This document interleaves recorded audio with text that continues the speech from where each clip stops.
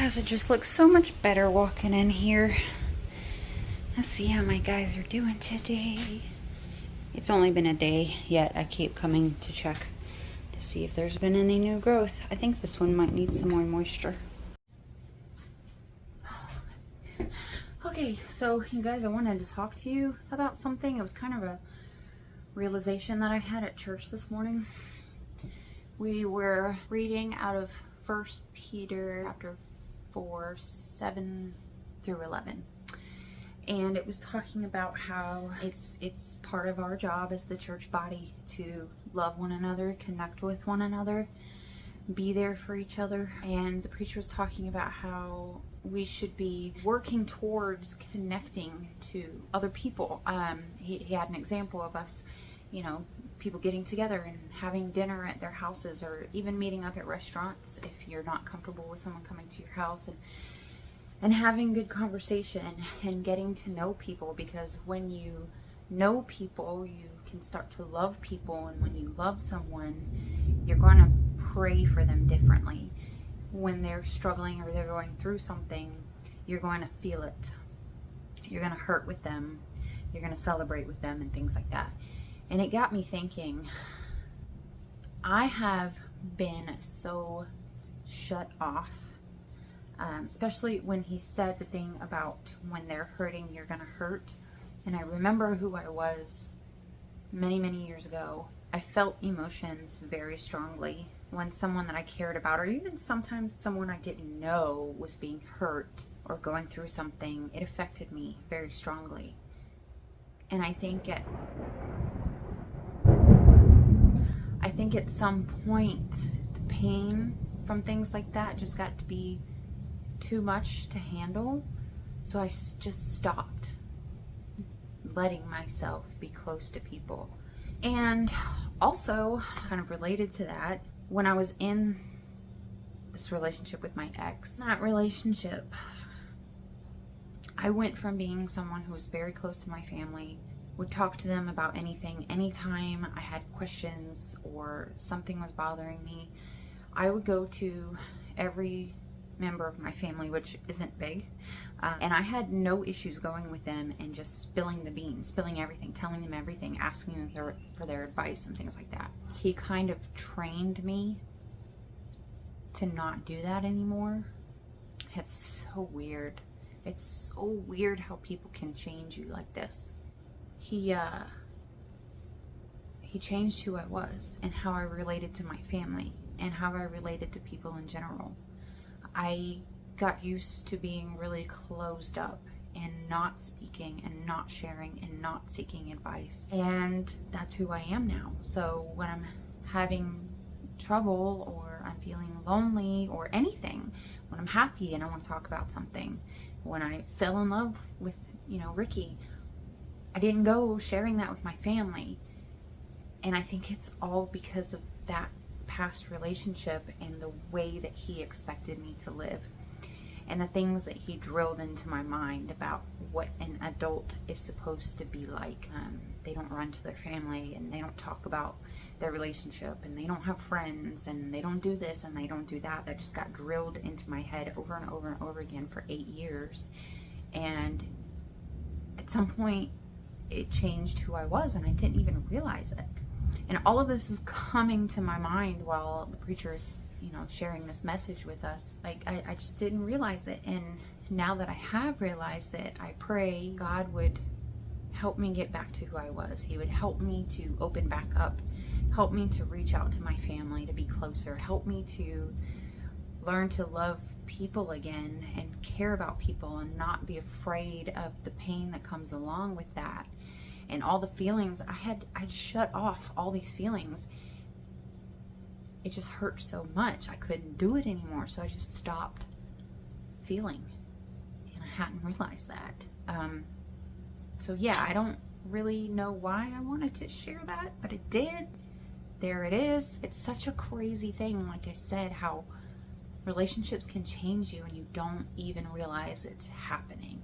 And sometimes it's for the good, and sometimes it could be really bad.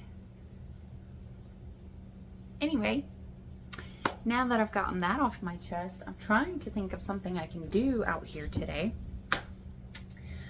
I don't have any more containers that I can think of. I really want to do some more propagations. I do have my, I went and picked some wild grapes from my cousin's yard. I actually don't know if they're wild or cultivated. It looks like they're growing over the fence. Maybe one of the old neighbors may have planted them there, but they came in these big bunches, and I saw them when they were green and I was super excited, and they turned purple a couple weeks ago, and I went and harvested some. And after researching to make sure that there were no dangerous lookalikes, which there's one, but there's a very simple way of telling the difference. I decided to try them. They do have seeds in them. Not quite as sweet as the store-bought grapes, but still good, and you can use them to make, you know, the jams, the jellies, the wines, the grape drinks. I dehydrated some, and they have the flavor of raisins, but I dried them too much, and they're just crispy, like crispy raisins. But I have a whole bowl left that I need to do something with before they go bad. They've been in the fridge, and I could either freeze them or dehydrate them, and I haven't decided which. So I might do that. I don't know. We are about to get another storm. We actually just lost power and it came back again. You guys, look at this weed growth. It's insane. Why can't I grow plants as well as I can grow weeds? When I went to my mom's house last weekend, I had to check out my sister's garden. Her plants are doing amazing. Her pepper plant, I think she has a jalapeno, is almost as tall as me. I'm 5'4", it's probably 5 foot tall. Her okra are about 6 or 7, maybe even 8 foot tall. Her tomatoes just went wild with these huge tomatoes on there. She's got some burdock root growing. Her cucumber vines, just absolutely amazing. And I asked her what she fertilizes with. Nothing. What kind of soil did she use? Some old dried up soil she found. And then she told me she doesn't like gardening and she probably won't do another one. I'm over here trying to do everything in my power to take care of these plants that just refuse to live. I love gardening and I can't get anything to grow. My sister, who doesn't even like it, is just like an expert gardener, and this was her first garden ever. I woke up first thing this morning thinking about drying mushrooms.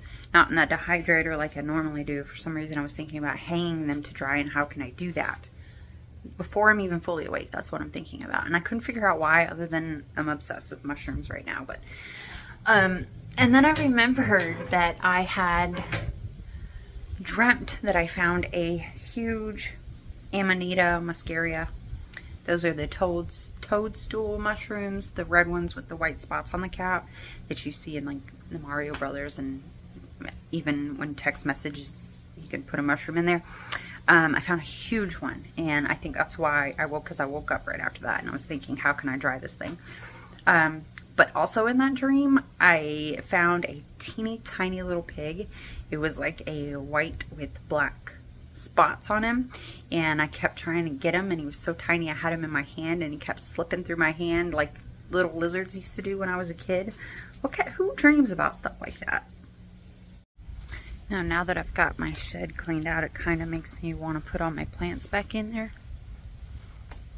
Not a good idea. But I may move some of them back in there. I don't know, I just can't wait till Ricky and I get our own place and I can have my plants wherever I want them. So much I'm looking forward to. I did come out here this morning and chop a bunch of the elephant ear leaves back so I can see all my beans. Look at how many little beans I've got. I don't really know when I should be harvesting these. These are some old bean seeds I found in my purse. And I think they're cowpeas, but I'm not 100% sure. Like, I feel like I could definitely harvest these guys. The ants do not want me to, but I think I could. And then you can finally see my little peppers forming down here. That's exciting. Yay. Alright guys, just a quick little video. I just wanted to share that with you guys, what I was thinking about in church today. Yeah. So, thanks for hanging out with me. And I'll see you again in the next one. Bye.